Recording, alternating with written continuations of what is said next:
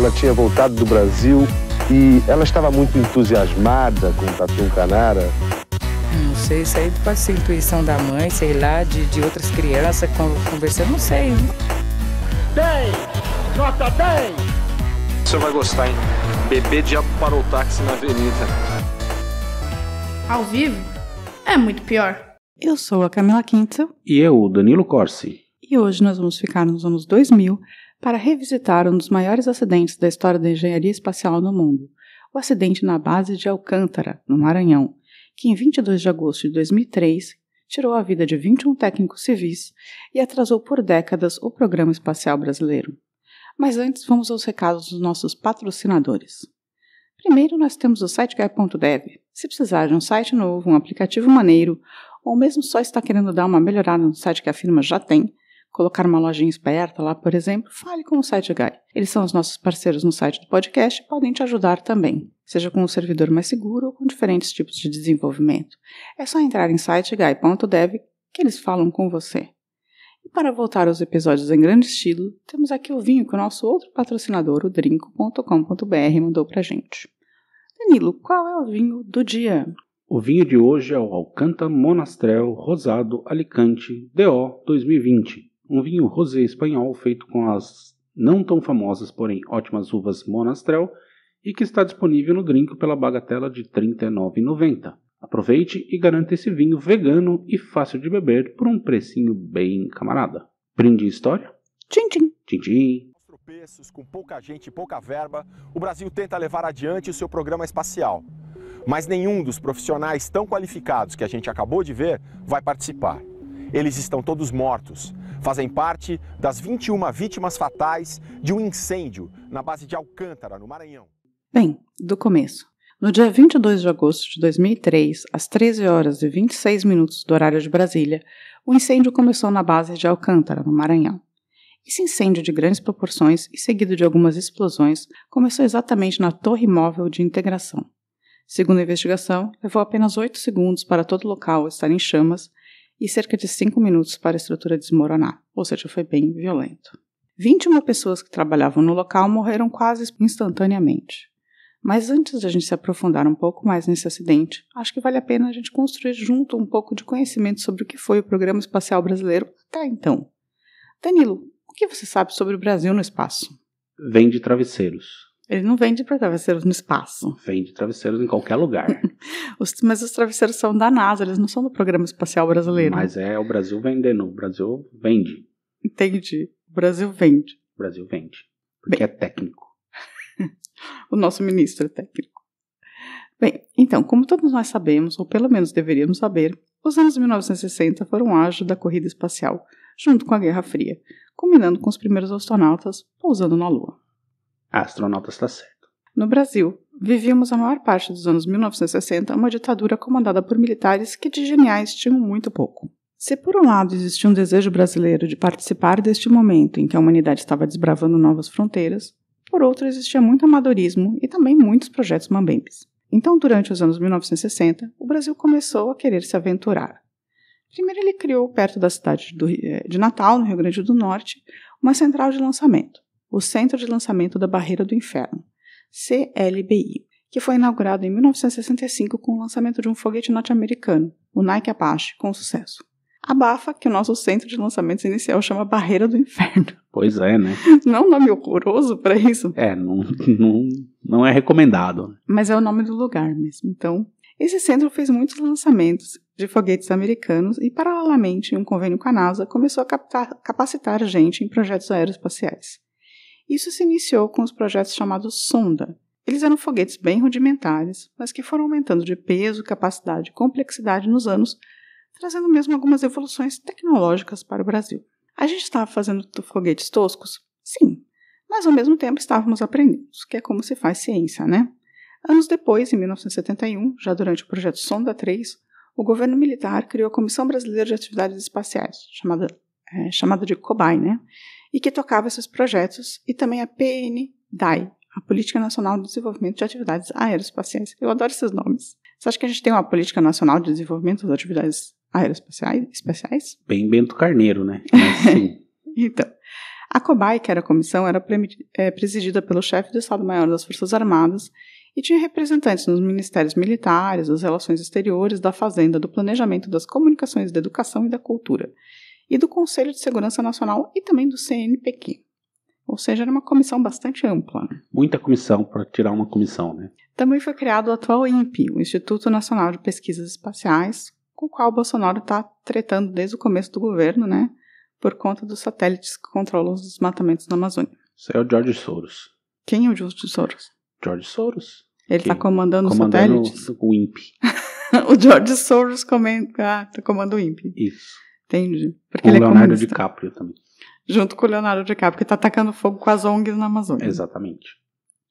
Tá. Casa mais ou menos organizada, né? Já que eles criaram todas essas comissões, começaram a sonhar em criar o que se chama de VLS, Veículo Lançador de Satélites. O Gurgel. Basicamente, o que o nome diz. Um veículo que seria capaz de colocar satélites brasileiros no espaço. O Gurgelzinho. Não, o Dos foguetes. É o Gurgelzinho dos foguetes, isso. O Sonda 4 seria o começo desse sonho, tentando começar de leve e criar um programa espacial próprio, com veículos de tecnologia brasileira. Tudo parece muito complicado e quase inútil, né? Já que a gente estava engatinhando enquanto o homem já tinha pisado na Lua nesse momento.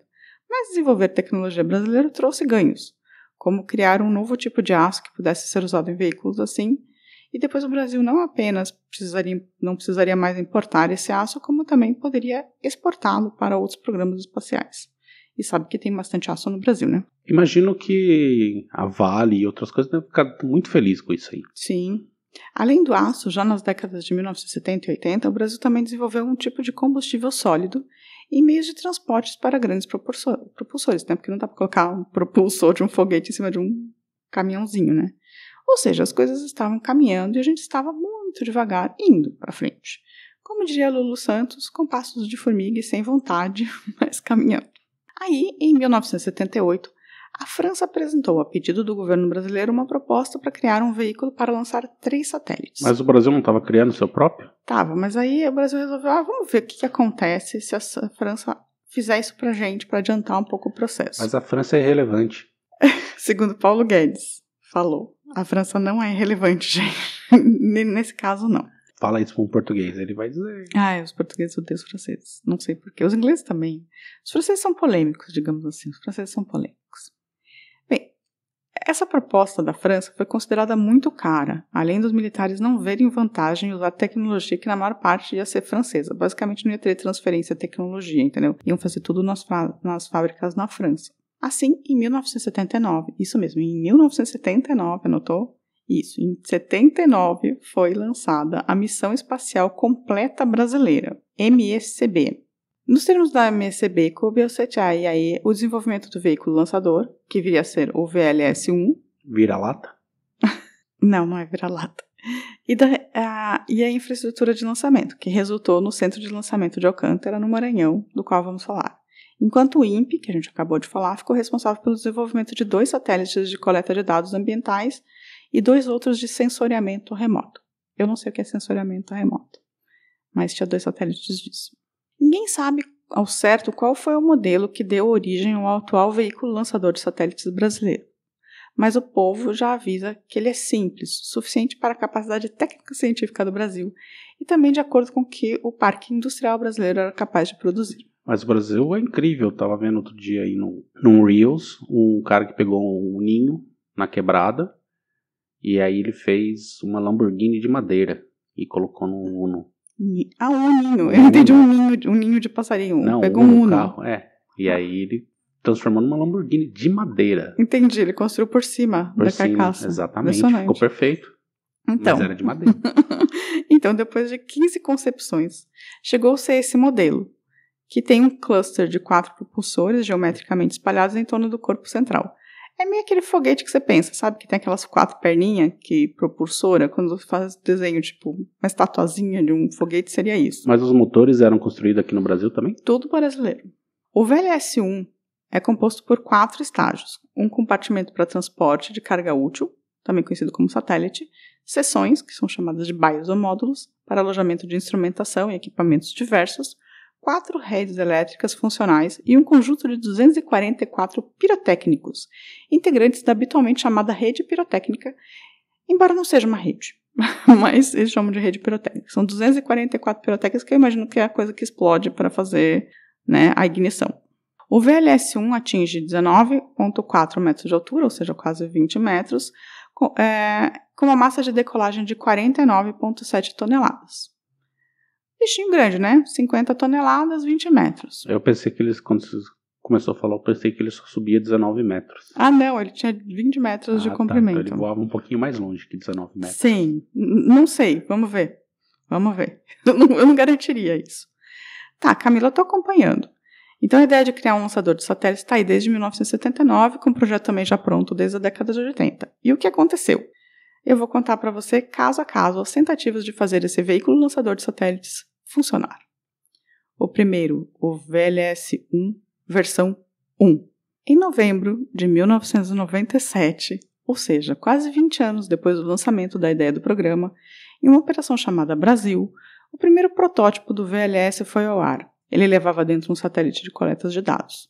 Porém, houve uma falha em um dos propulsores do primeiro estágio e ele precisou ser destruído a partir de um comando de autodestruição. Ou seja, falhou e precisaram explodir no ar. Deu ruim.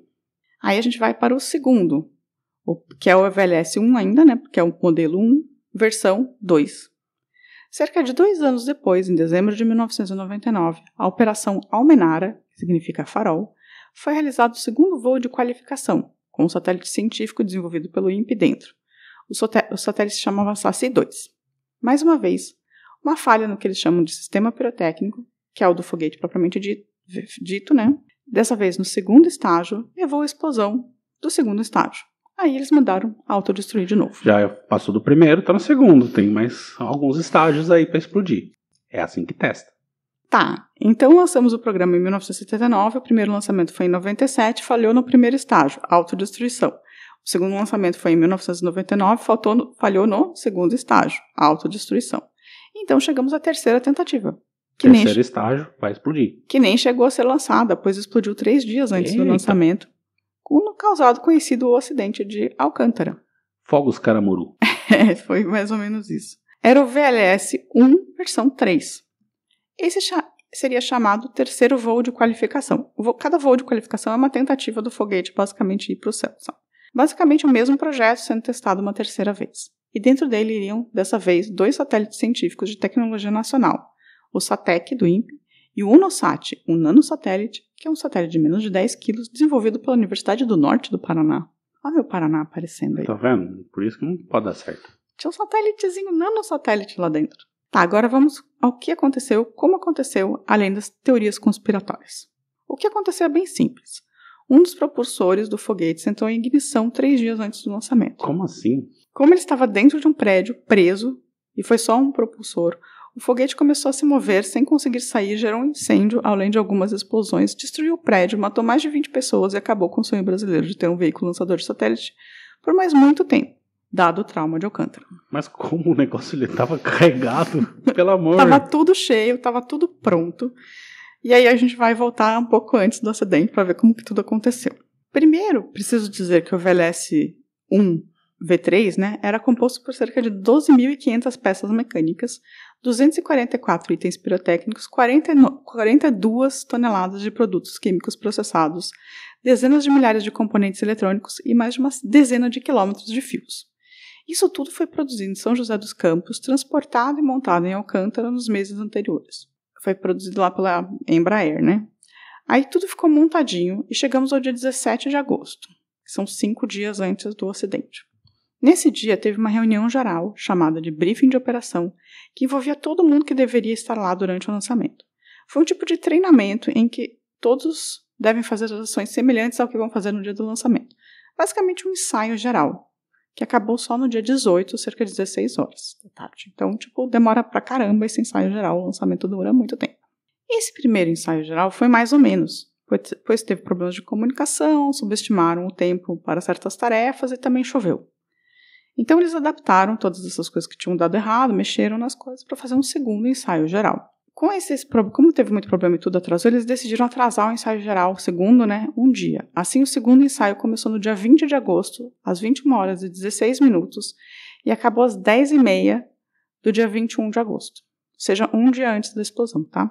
O coordenador geral, depois desse ensaio, perguntou para o grupo se eles estavam seguros para o lançamento no dia 25 de agosto ou se eles gostariam de fazer mais um adiamento. Mantiveram a data.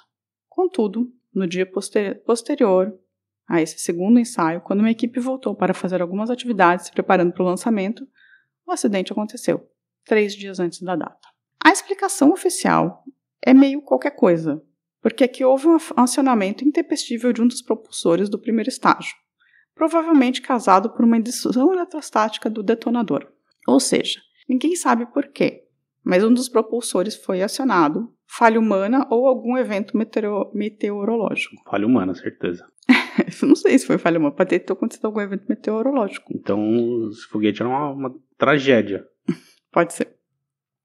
O incêndio foi absurdo, porque existiam 40 toneladas de combustível no local. Os propulsores, né? E já estava tudo carregado, estava tudo pronto. As pessoas morreram imediatamente e, sinceramente, o reconhecimento de corpos foi praticamente impossível. Assim. Eles até tentaram fazer teste de DNA, mas as pessoas foram... cozidas. Não mais fritas. do que carbonizadas. Elas viraram um pozinho, né? Com o incêndio, um novo projeto foi feito para a base, com muito mais segurança, evitando que algo assim aconteça de novo. Na verdade, tinha muita gente que criticava que, assim, tinha muita gente que morreu que não devia nem estar lá, entendeu? Porque eles juntaram meio os prédios em vez de fazer um prédio separado do outro, entendeu? Então, tipo, o lugar onde seria mais perigoso, que seria onde está o foguete mesmo, e um outro prédio de administração. Duro que precisa de uma coisa dessa para os caras pensarem em segurança, né? Tipo, ninguém tinha pensado assim. Ninguém consultou literaturas de lançamento de foguete na base do Cabo Canaveral, assim, podia pedir emprestado, né? Ou como é que faz aí? Aprendizagens, né? Logo após o acidente, a especulação de sabotagem foi muito trazida à tona, mas nada foi comprovado. E essa especulação de sabotagem vem de 2 lados também, a famosa polarização. Primeiro, por conta da retirada de 300 famílias quilombolas da comunidade de Alcântara para a construção da base na década de 80.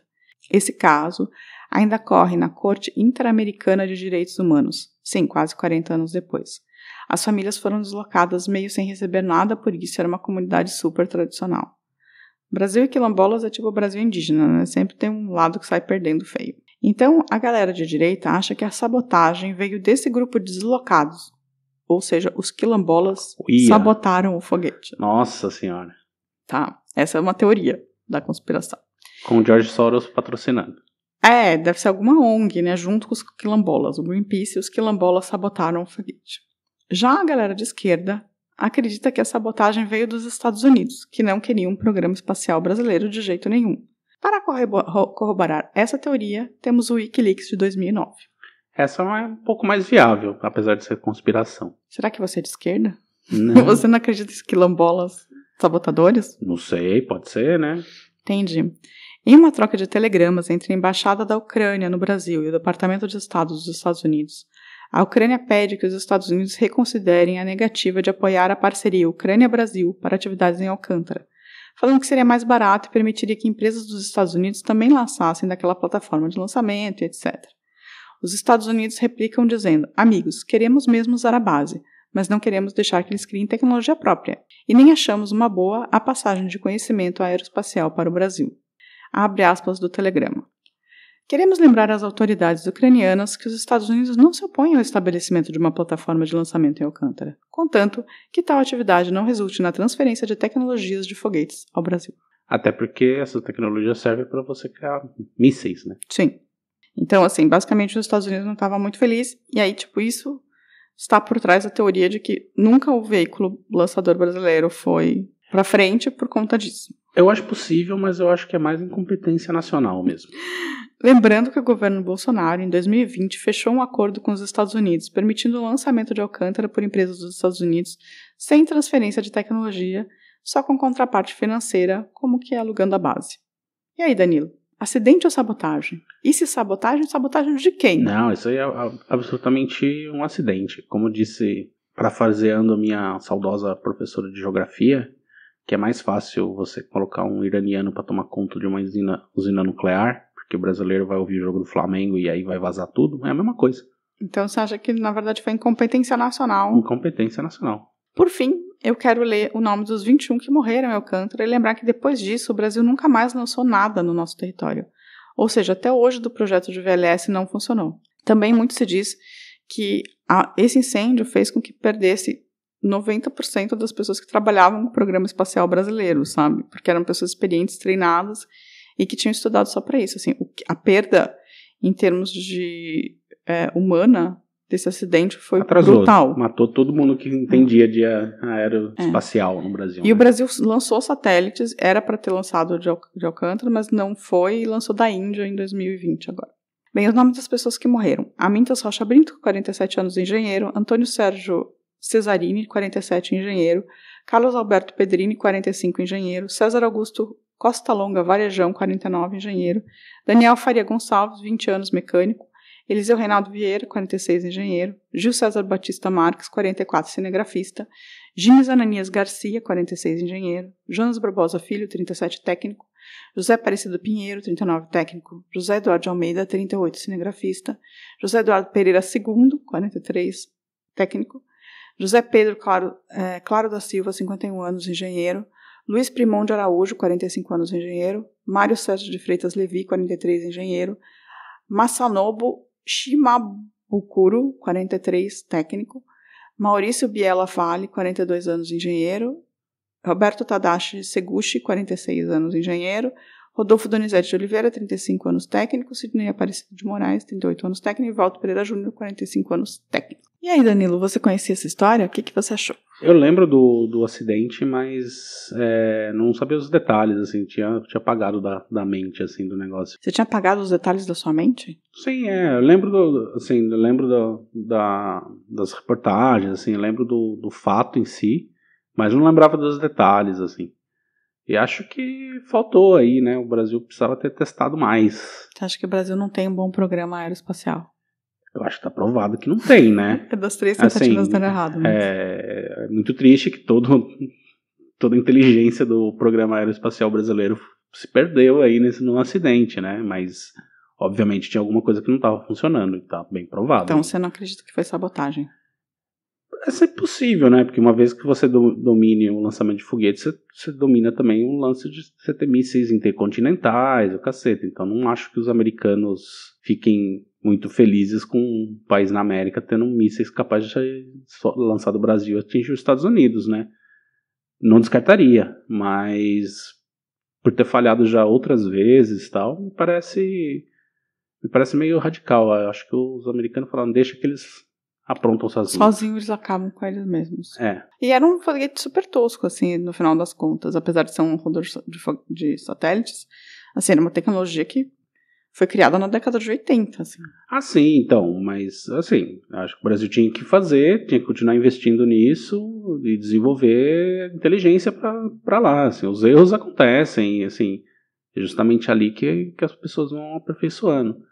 Só que, sei lá, aparentemente tinha um erro brutal no projeto, assim, porque não é possível um foguete desse explodir sozinho. Explodiu. Não, é possível, tanto é que teve... Possível mas assim, provavelmente algum erro de projeto, né? Sim. Bem, mais alguma coisa? Não, segue o barco. Pausa e recadinhos? Bora lá. O que aconteceu no momento do acidente foi uma pequena peça, um detonador, que é uma peça pequenininha. Essa peça em particular, ela detonou, ou seja, ligou o motor intempestivamente antes do lançamento. E por que essa espoleta disparou? Isso não se sabe. Um monte de gente comentou nosso catadão de férias. Acho que o povo tava com saudade de recadinhos. Recadinhos. Até meu sócio Rafa falou que ouviu junto com a Silvinha, sua mulher. Então um beijo pra Silvinha, que parece que ouve o nosso podcast. O meu sócio não ouve. Ele é desse tipo. O Thiago Almeida mandou no catadão de férias o seguinte comentário. Se passaram pelo Centrão de São Paulo, podem ter uma ideia do que o país se transformou. Às vezes temos a impressão de que acabamos de sair da guerra. Junte a isso o bolsonarismo, música sertaneja e doido evangélico, parece que estamos vivendo o apocalipse zumbi. A família de vocês deve ser muito legal para vocês terem conseguido se divertir nesse Simba Safari. É um pouco de exagero, mas quase isso, assim. O Centrão de São Paulo não me surpreendeu, ele sempre foi bizarro desde sempre. Assim. Tem mais gente na rua. Mas sim, eu acho que o que ficou mais evidente para mim não era no centro de São Paulo, era justamente nas outras regiões que não tinha e agora tem, né? A gente ficou muito impressionado ali com a volta da Paulista, na verdade, com a quantidade de barraquinhas de gente Trianon morando né? ali perto do Trianon, assim. Isso era uma coisa que quando a gente saiu do Brasil não existia, assim, né? Completamente... Podia ter uma pessoa de rua dormindo, né? Um morador de rua dormindo por ali, mas não, tipo, estruturado, que nem tava. Um monte de barraquinha da Decathlon. Já Andréa Cubas mandou Curitiba é a melhor cidade, sim, mas antes de declarar isso oficialmente, tem que remover 62% dos moradores, pois eles são adoradores do diabo, que não veste Prada, mas veste jaqueta de couro para passear de motoca pelo país. E vão ver o Sérgio Moro na feirinha do centro. A gente viu o Sérgio Moro na feirinha mesmo. Ela ficou feliz em saber que foi agradável e divertida a passagem dos três por aqui e espero que o próximo retorno de vocês a gente pelo menos tenha trocado de presidente. Será? Torcemos. E aí, agora ela também fez o comentário que, não sei se vocês passaram pelo centro comercial de Curitiba, mas tem um monte de loja para alugar, um monte de loja fechando, mesmo grande, e o comércio pequeno nem se fala, as galerias estão quase todas para locação. Sim, São Paulo também tá assim. São Paulo também tá assim. Tem uma crise aí, né? Imagina, a economia tá bombando. A economia deu uma melhoradinha, né? Mas assim, pelo amor, né? E ela mandou... O Brasil tá decolando. Mandou um foco... Só que explode, né? Tá decolando que nem Alcântara, né? Vai ter que se autodestruir. Ela mandou um foco Força Fé, uma baita de um foda-se para manter a sanidade enquanto aguarda o final do ano. A gente ficou bem impressionado, assim, mas... Mal impressionado. Mas, assim, realmente a nossa família é legal. E, assim, o fato de ter ido encontrar as pessoas que a gente ama muda tudo, né? Faz com que a gente coloque uma lente mais positiva nas coisas mesmo. Aí o Alexandre de Oliveira mandou uma mensagem que eu não entendi muito perfeitamente no acidente de trens de Itaquera. Ele falou que todo mundo tinha sido esmagado, despedaçado, não ficou ninguém para contar a história, o vagão atingido estava cheio, eles alteraram os esquemas. Eu não entendi direito. Você acha que... Basicamente ele tá falando que provavelmente foi menos divulgado o tamanho da tragédia. O que não foi corroborado na minha pesquisa, porém, por outro lado, entretanto, todavia, também tem muita pouca informação. Então não sei se necessariamente foi acobertado alguma coisa para parecer menos feio do que foi. Basicamente ele falou que deram um abafo ao caso, assim, e trocaram algumas coisas de lugar para não parecer que tinha morrido tanta gente. Não acho impossível, não. Agora os outros comentários. A Pilar conheceu o podcast recentemente e ela acha um absurdo a gente não ser mais famoso. Também acho. Ela está divulgando para todo mundo, porque ela acha que a gente faz um trabalho incrível. E ela é historiadora, o que me deixou com muito medo. Pois é, os historiadores, meu Deus, desculpa aí, hein? E ela fez uma monografia sobre porno chanchado e as contradições da ditadura.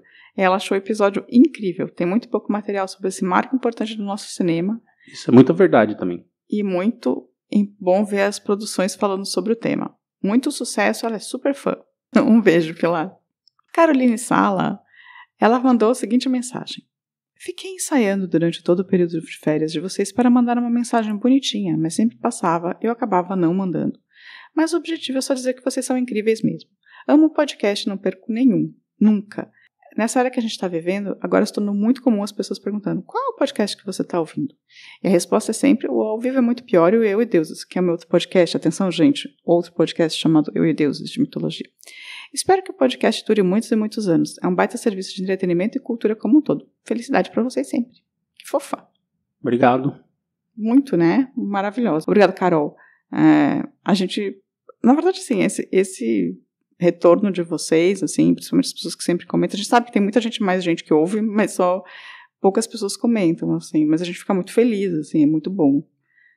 Saber que tem gente... É porque a gente fica falando pro ar, né? Aí é bom saber que tem... Que bate em alguém e tem um retorno que as pessoas comentam. Bem, a Futura Diva mandou que amou o Catadão.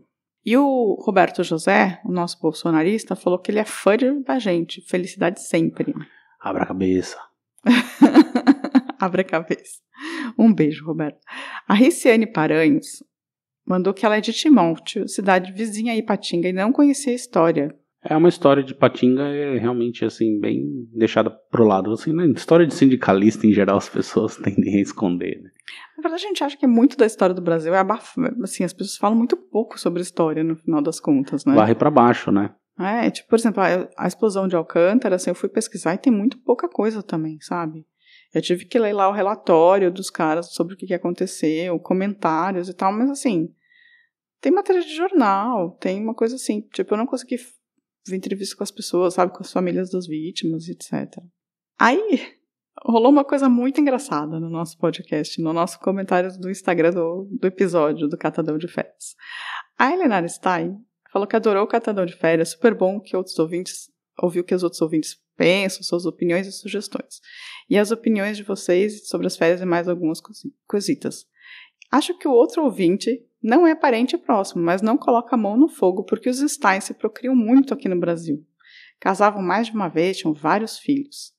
Abraços já esperando o próximo programa. E aí, no post dela, no comentário dela, apareceu o Marcos Stein, que também é de Porto Alegre. E os dois começaram a conversar sobre a família Stein de Porto Alegre. Stein, que significa pedra em alemão. Não é, Danilo? Sim, verdade. Então a gente está juntando Steins pelo sul do Brasil. E a Andrea também comentou que no Catadão ela amou com força. E fora isso, eu vou fazer uma listinha das pessoas que começaram a seguir a gente lá no YouTube, que agora a gente está com mais de 1.000 pessoas, até que enfim. E aqui são os novos seguidores. O Flávio Naves, João Júnior, da GP Pneus, Beto Guimarães, Martim Paulucci, Erasmo Salles, Sandro Otroski, Lívia Canabate, Raul Miranda, Elvio Tamoio, Fred Barata, Marcos Alexandre Stein Martins, nosso amigo de Porto Alegre, Geisiane Santos, João Vitor, Liguieri Moura, Marcos Tostes. Salve. Um beijo pra todo mundo. E é isso, mais algum comentário, meu amor? Não. Então até a próxima semana. Semana que vem estaremos de volta. Um beijo. Tchau, tchau. Tchau. A vida é muito pior. Esse episódio é um oferecimento de trinco.com.br e siteguy.dev.